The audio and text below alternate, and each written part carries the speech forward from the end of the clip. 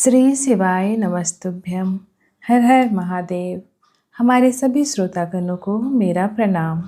आज हम श्रावण मास महात्म्य के 14वें अध्याय को सुनेंगे।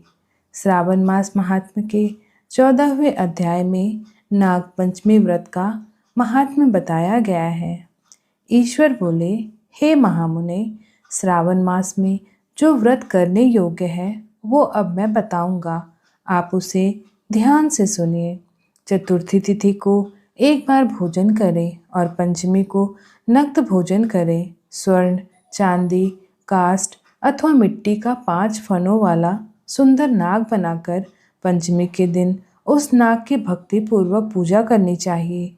द्वार के दोनों ओर गोबर से बड़े बड़े नाग बनाएं और दधि, शुभ दुर्वा कुर्वो, कनेर, मालती, चमेली, चंपा के फूलों, गंधों, अक्षतों, धूपों तथा मनोहर दीपों से उनकी विधिवत पूजा करें। उसके बाद ब्राह्मणों को धृत, मोदक तथा खीर का भोजन कराएं। इसके बाद अनंत, वासुकी, शेष, पद्मनाभ, कंबल, ककोटक, अश्व, 8वां धृतराष्ट्र, शंखपाल, कालिया तथा तक्षक, इन सब नागकुल के अधिपतियों को तथा इनकी माता करदू को भी हल्दी और चंदन से दीवार पर लिखकर फूलों आदि से इनकी पूजा करें।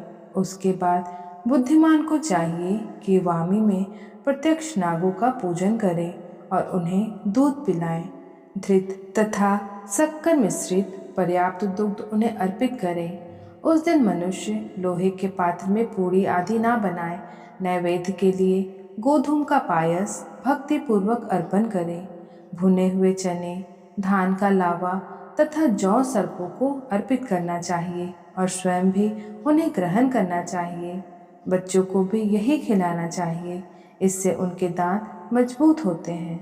सांप की वाम्बी के पास श्रृंगार युक्त स्त्रियों को गायन तथा वादन करना चाहिए और इस दिन को उत्सव की तरह मनाना चाहिए। इस विधि से व्रत करने पर सर्प से कभी भी भय नहीं होता। हे विप्र, मैं लोगों के हित की कामना से आपसे कुछ और भी कहूँगा। हे महामुने, आप उसे सुनिए। हे वत्स, नाग के द्वारा डसा गया मनुष्य मरने के बाद अधोगति को प्राप्त होता है और अधोगति में पहुंचकर वह तामसी सर्प होता है। इसकी निवृत्ति के लिए पूर्वोक्त विधि से एक भुक्त आदि समस्त कृत्य करे और ब्राह्मणों से नाग निर्माण तथा पूजन आदि आदर पूर्वक कराएं। इस प्रकार 12 मासों में प्रत्येक मास में शुक्ल पक्ष की पंचमी तिथि को इस व्रत का अनुष्ठान करें और वर्ष के पूरा होने पर नागों के निर्मित ब्राह्मणों तथा सन्यासियों को भोजन कराएं। किसी पुराण ज्ञाता ब्राह्मण को रत्न जटित सुवर्णमय नाग और सभी उपस्कारों से युक्त तथा बछड़े सहित गौ प्रदान करे।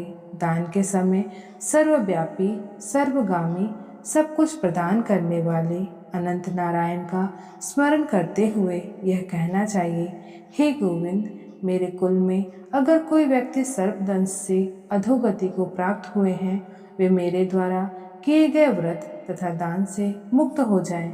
ऐसा उच्चारण करके अक्षत युक्त तथा श्वेत चंदन मिश्रित जल वासुदेव के समक्ष भक्ति पूर्वक जल में छोड़ दें। हे मुनिसुत्तम, इस विधि से व्रत के करने पर उसके कुल में जो भी लोग सर्प के काटने से भविष्य में मृत्यु को प्राप्त होंगे या पूर्व में मर चुके हैं, वे सब स्वर्ग गति प्राप्त करेंगे। साथ ही हे कुलनंदन, इस विधि से व्रत करने वाला अपने सभी वंशजों का उद्धार करके अप्सराओं के द्वारा सेवित होता हुआ शिव सानिध्य प्राप्त करता है। जो मनुष्य वित्तशास्त्र से रहित होता है, इसी व्रत को संपूर्ण फल प्राप्त कर लेता है।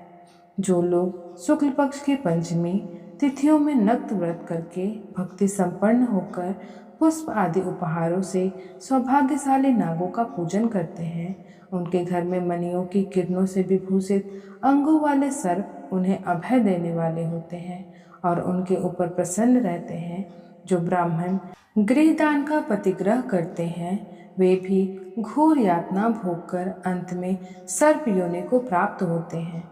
हे मुनिसुत्तम, जो कोई भी मनुष्य नाग हत्या के कारण इस लोक में मृत संतानों वाले अथवा पुत्रहीन होते हैं, और जो कोई मनुष्य स्त्रियों के प्रति कार्पण्य के कारण सर्प योनि में जाते हैं, कुछ लोग धरोहर रखकर उसे स्वयं ग्रहण कर लेते हैं, अथवा मिथ्या भाषण के कारण सर्प होते हैं, अथवा अन्य कारणों से भी जो मनुष्य सर्प योनि में जाते हैं, उन सभी के प्रायश्चित के लिए यह उत्तम उपाय कहा गया है।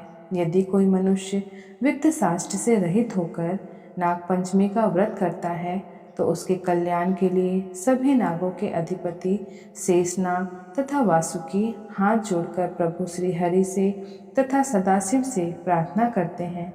तब शेष और वासुकी की प्रार्थना से प्रसन्न हुए परमेश्वर शिव तथा विष्णु उस व्यक्ति के सभी मनोरथ पूर्ण कर देते हैं। वह नागलोक में अनेक प्रकार के विपुल सुखों का उपभोग करके बाद में उत्तम वैकुंठ अथवा कैलाश में जाकर शिव तथा विष्णु का गण बनकर परम सुख प्राप्त करता है। हे वत्स, मैंने आपसे नागों के इस पंचमी व्रत का वर्णन कर दिया है।